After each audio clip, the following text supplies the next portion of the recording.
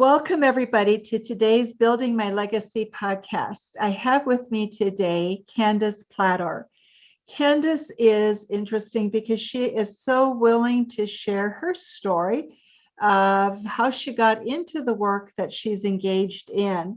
She is an addictions therapist in private practice, and she specializes in working with families and other loved ones of people who are struggling with their various addictions. And she has a signature family and therapy program called Family Addiction Counseling and Therapy Program. She's a former opioid addict and has been clean for almost 35 years and sober. Congratulations to you for that. That's a lot of effort that goes into that. Candace has learned that overcoming addiction is a family condition. Everyone in the family is affected by addiction, and everyone needs to heal. And so we really want to talk a lot about that today, Candace, because I think so often we put the person in treatment and then wonder why, when they come home, things don't go as smoothly as we would like them to. So if you would share how your story, why opiate addiction, how did you get into it, and then your move from that to being a therapist. Okay.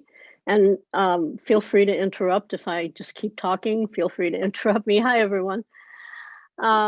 So I think the really kind of relevant part of my story started in the early 70s when I was on a cross-country trip with somebody I thought I was going to marry. That didn't work out, but we were having a fine trip, and then I suddenly became very, very ill.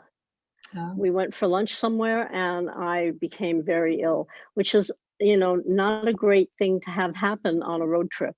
So I thought maybe I had food poisoning, but it didn't turn out to be food poisoning. It turned out to be Crohn's disease. And it took a while for that to be diagnosed because that was a new disease on the block kind of thing. Doctors really didn't know about it. They knew about colitis, but they didn't know about Crohn's at that point. So it was a very, people were telling me it was all in my head. The doctors didn't know what to do for me. What the doctors did, in their defense, they wanted to help me, and they didn't know what else to do. So they threw a lot of addictive medication at me. They gave me Valium and different Valium drugs. They gave me codeine and morphine and opioids, other kinds of opioids, and just all kinds of things that I became addicted to, because anybody's body would become addicted to those things. And Crohn's disease, if anybody has it or knows somebody who has it, it's a very painful, debilitating, difficult to manage disease. And I was very, very ill. And so those drugs did help me, but they were giving me as much of them as I wanted, like week after week and month after month and year after year. And I was also smoking pot because that helped as well, and I liked the feeling of it. And I found myself in a really bad place with all of those. If you fast forward about 15 years, I was heavily addicted to them. And I didn't realize I was heavily addicted because addiction wasn't on the radar at that time, not the way it is today, for sure. And all of those drugs and substances are depressants in the human body. So 15 years later, I am so depressed that I'm suicidal.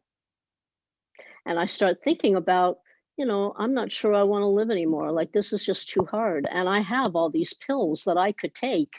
And I started thinking about that.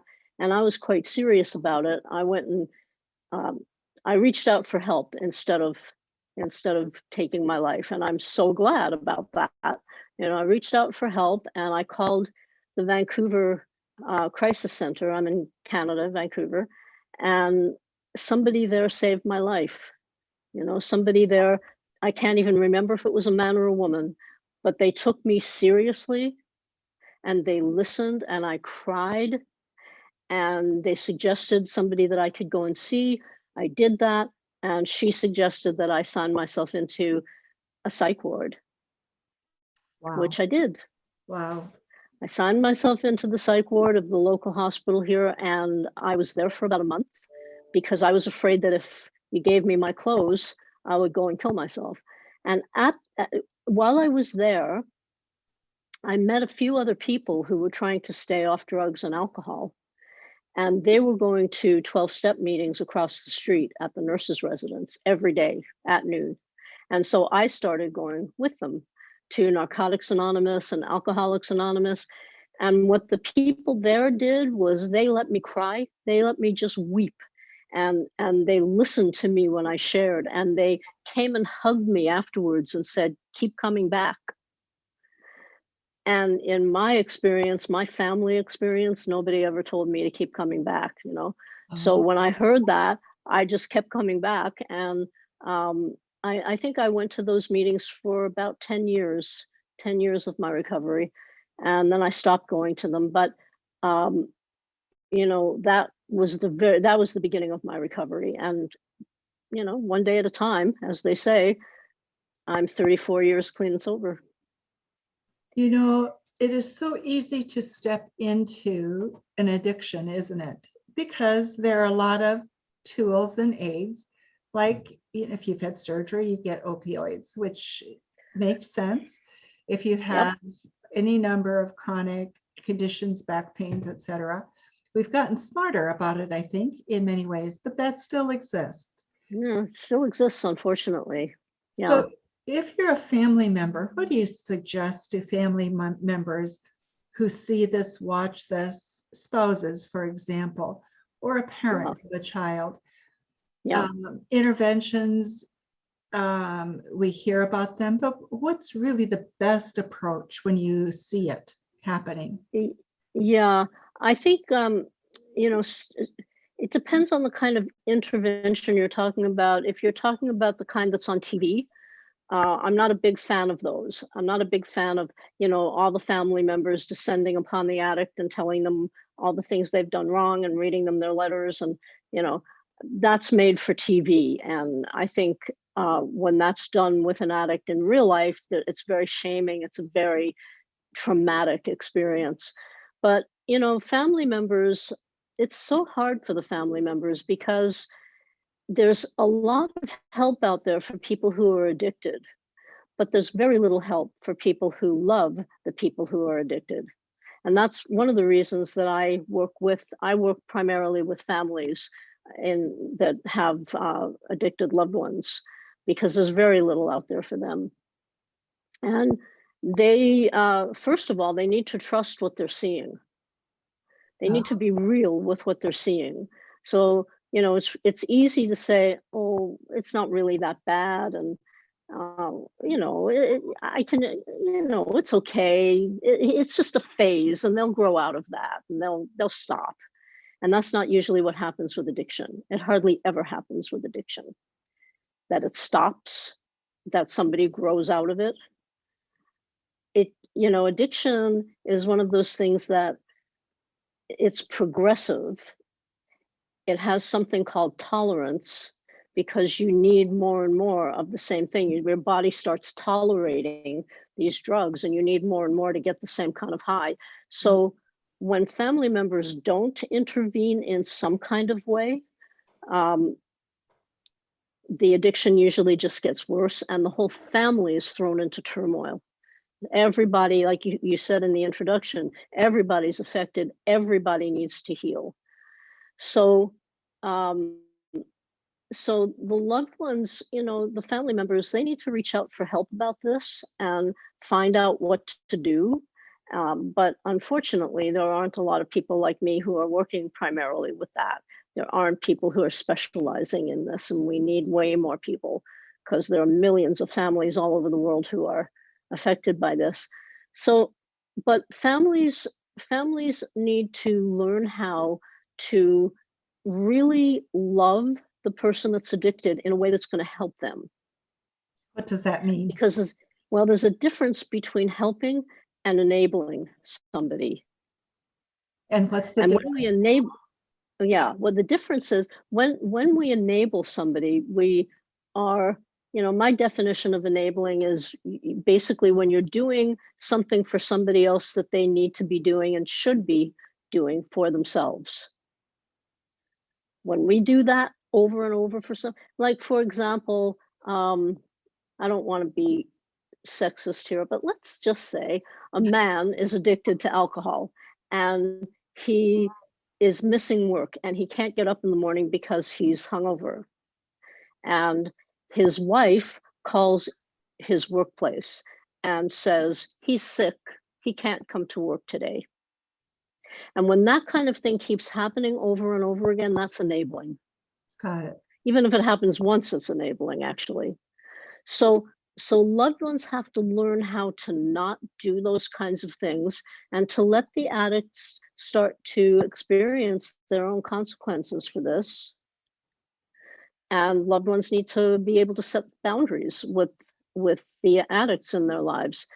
I think it's a more loving act to set a boundary than it is to let this continue and continue. Yes. So this is what I teach. I teach people how to language a boundary. What boundary do you want to set? What are you ready to set? What are you ready to do? Because for every family, it could be different in the same situation. So what are you ready to do? How do you want to do this? How do you say it? How do you maintain the boundary when the going gets rough and the addict pushes back? Because they will. Addicts don't usually come and say, thank you so much for setting these wonderful boundaries for me, So, so these are the kinds of things that the families need to learn, because otherwise nothing will change. And if nothing changes, nothing changes. So Candace, tell me, when does a person go from using, let's say, opioids to an addiction? At what point do you cross that line? And how do you, the family member, know, okay, we've crossed the line now we need help? Yeah. Well, with opioids, I would say that it doesn't take long at all, because opioids are extremely addictive in the human system. And people want more and more and more. And they keep, what happens is you take a drug like that and you have a good experience. You have this wonderful high and it feels really wonderful. I used to love being high. I know that feeling and I know how good it can feel. And the next time they use it, maybe it feels really good. And then the next time they use it, maybe it doesn't feel quite as good as those first couple of times. So they take a little more. They take a little more just to see if they can get that same kind of buzz. And maybe they get that buzz and they get really high and they love it. And the next time they take even more. And this is how overdoses happen. Because people are using too much, trying to chase that high.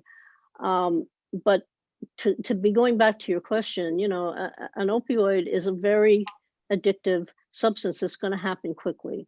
And the family, if you're a family member of somebody, you think they're using opioids or anything else really, in an unhealthy way, and I don't really know of anybody that's a social heroin user. Like opioids are not meant to be socially used. They're meant to keep somebody addicted to it. That's what they do.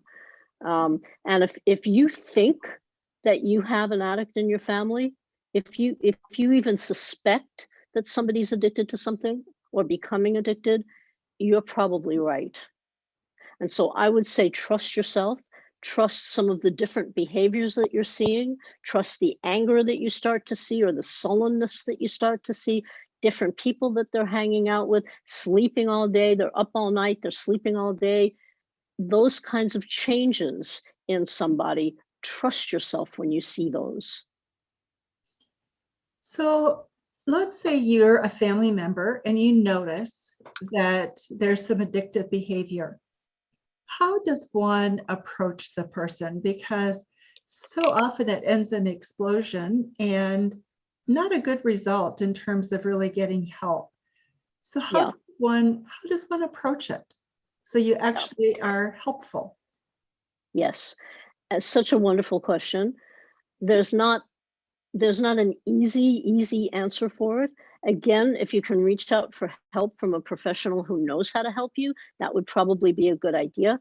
That's what we do at Love with Boundaries is we work with families just like that. We work with families all over the world. Zoom has been miraculous for us. Um, what needs to happen is that the message that the family members give to the addict is, we love you. We love you so much. We don't like what we're seeing here. We're really scared about this. We love you enough to tell you that we're not okay with this. And we're going to get some help with this, or we're going to set some boundaries with this, or whatever it is that they're going to do, and do it from a place of love, not a place of punishment. It's not a place of get out of my house, but it is a question of, we love you so much that we're going to and we care about other family members here. We're not, if you're going to choose to use drugs, you'll have to do it somewhere else. You're not going to be allowed to do it in the home anymore. So you need to make a decision about this, and we'll help you get some help for yourself. We'll support recovery, but we will not support your addiction anymore. And that's because we love you, not because we don't. That's the basic message. So, Candace, so often when you watch families going through addiction with a member, you see the person going in treatment, out of treatment. It's a ping pong effect. Why is that? And are there ways that you can get past that so you can get treated and stay well, healthy? Yeah. Yeah. And again, I mean, you're asking wonderful questions, and this happens all the time, so often, because as I keep saying, the whole family needs to be helped and the whole family needs to heal. When that doesn't happen, when there are dysfunctional patterns that are happening in the family, you take the addict out of the family, even if the addict doesn't live at home anymore, but you take them out of the dysfunctional pattern of the family. You put him or her, you put him into treatment and pay a lot of money for treatment. In Canada and the US, it can cost up to, 60 to $100,000 for 30 days of treatment. Wow. Wow. And in many, many places, they don't work with the family very much at all, if at all. Now, some of them have family days where the family comes in, they get some education about addiction, and then they go home. You know, um, they learn maybe about addiction a little bit, but they learn some things that I don't agree with. But we can maybe touch on that later. But then they go home, and they don't actually get any counseling, and they don't actually get any ongoing counseling. So the family goes home and is expected to sort of do this all themselves, to figure this out. So the addict is in treatment away from the family. The family doesn't know what to do. They've got some information now, but they don't know how to use it really. And maybe the addict's doing well. Maybe the addict has decided to change his life and do some things differently, and maybe wants to stay clean and sober. Maybe makes that decision. Um, some addicts don't want to be in treatment. They go to treatment, they find ways to get kicked out of treatment, or they just leave. And the family who has paid for the treatment usually doesn't get reimbursed for all that money they paid for the treatment. So let's say the addict wants to do well. So the addict stays there for 30 days, feeling really strong. They're 30 days clean and sober. They've been going to support groups and getting counseling, and have some friends now who are clean and sober. And then they go back into the family dynamic, which has basically remained the same. And the addicts become really overwhelmed. They don't know how to handle that because there wasn't any counseling for the whole family, including the addict. And generally what happens is that the addict chooses to relapse because of that feeling of being overwhelmed. So And the let me- family says, how could this happen? How could this happen? We paid so much money for this. How could it happen? Boy, Yeah, haven't we and heard it that? happens so often. Yeah. Look, can I just Yeah, take and a, that's exactly why it happens. because they're not Yeah, all having the opportunity. Can we just take a step backwards right now? Because we're hearing so much sure. about the influx of drugs into our communities, especially here in the US, Yes. and some that are really Mhm. horrible drugs like fentanyl. And Yep. if you're a family, what are the things you can do preventatively so that your family can be healthy? You know, Yeah. how do you do this so you don't walk into the addiction? And I think sometimes with kids, it's so innocent. It just happens. But there Yeah. must, yeah, And it happens because kids in school are doing it. Kids on the school bus at very early ages now are doing it. So um, I really agree with what you're saying, that prevention is a really important thing. And prevention about enabling is also a really important thing that nobody talks about.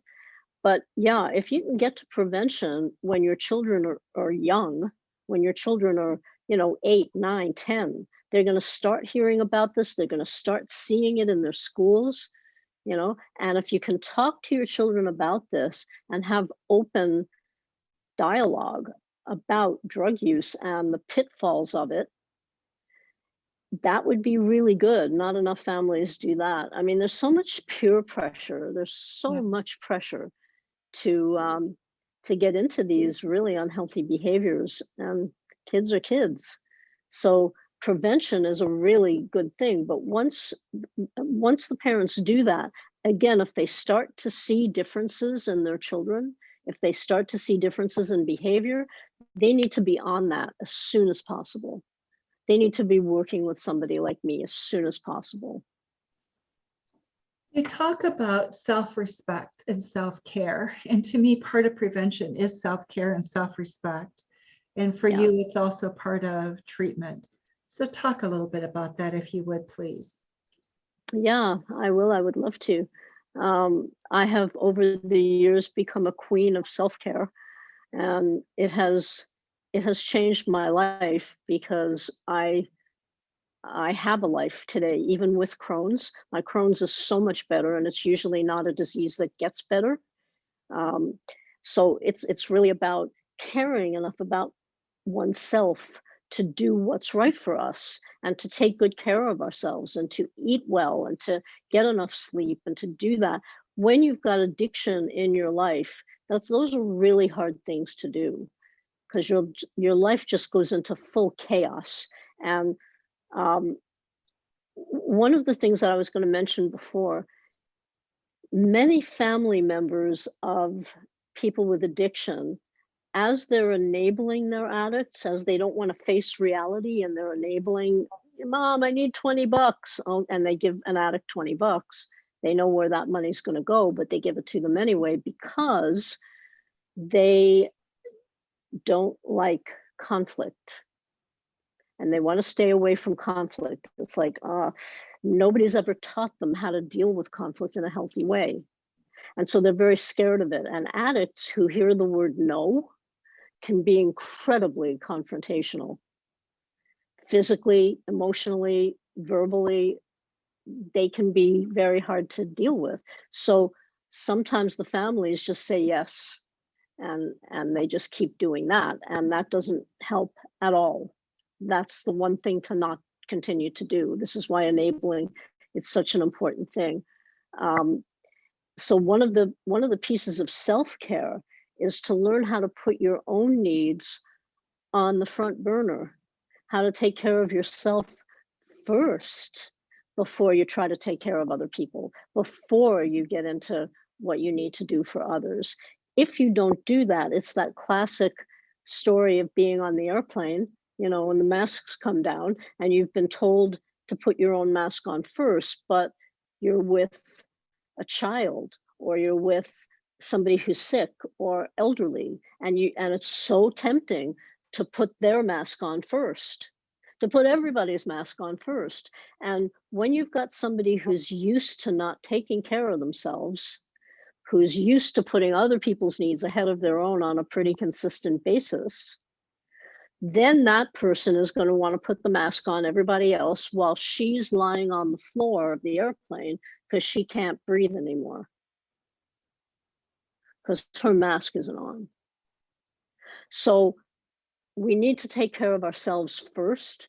It's not a selfish act to do that. It's a self-caring act. And then we can give to others. Otherwise, we get completely depleted and we get sick, and a lot of other things happen when we don't take care of ourselves. It is so true. Yeah. It is so true. Yeah. Yeah.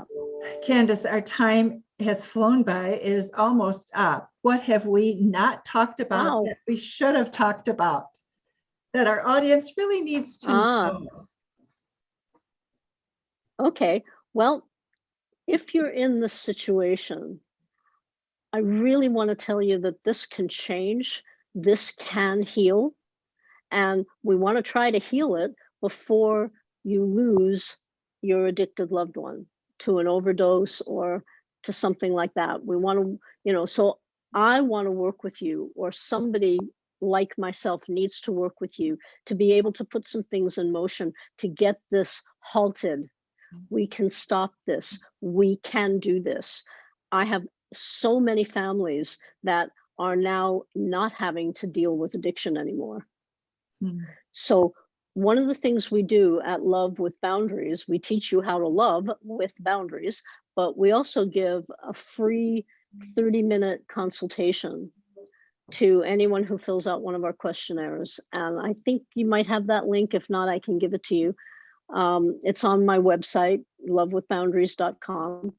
And if you fill that out, and once we get it, we'll be back in touch with you, and we'll set up that 30-minute consultation for free. It'll be telephone or Zoom, and you can tell us about your particular situation. We'll tell you how we might be able to help you. So we work with families all over the world. Okay. We would love to hear from you if you're having trouble. But this, I think what I really want to say is don't give up, because this is healable. This is preventable, and this is healable. You know what a glorious note to end on, that optimism of it doesn't have to be this way. If you're in addiction, it can be different. It can heal. You can heal. Yes. It's so Definitely. wonderful, Candace. For those of you who are listening, I just also want to let you know that Candace is the author of 3 books. One is Loving an Addict, Loving Yourself, and there's a workbook also by the same title. And then she has a 3rd book, Self-Respect Sunday for Your Soul. It's a weekly journal. And we will have information about this and the links for it in the show notes. So we encourage you to go to Amazon. It's on Amazon.com and purchase that. And we'll also have the link for the assessment that Candace was speaking about. So you can be in contact, and there will be information about Candace, so you can reach her should you want somebody to talk with. Yeah. I have a team of absolutely wonderful counselors that work with me, and I've trained them in the way that I work with families. They're great counselors in their own right, and now they have my training and supervision as well. And we just work with all kinds of different families that have this issue going on. Candace, thank you. Thank you for the hope that you bring. You're welcome. And the healing that you bring. Oh, thank you, Lois. Yep, you're so welcome. It's my pleasure. And then for those of you who are listening, thank you for being with us today on Building My Legacy podcast. And be sure to visit our website as well at buildtomorrow.com. Again, thank you so much, Candace. It's been a pleasure. Thank you, Lois, and bye, everyone. Thank you for watching my video. Don't forget to like Subscribe and click the bell button above. Leave comments. We'd love to hear what you think. And visit our other social media links as well. Thanks much.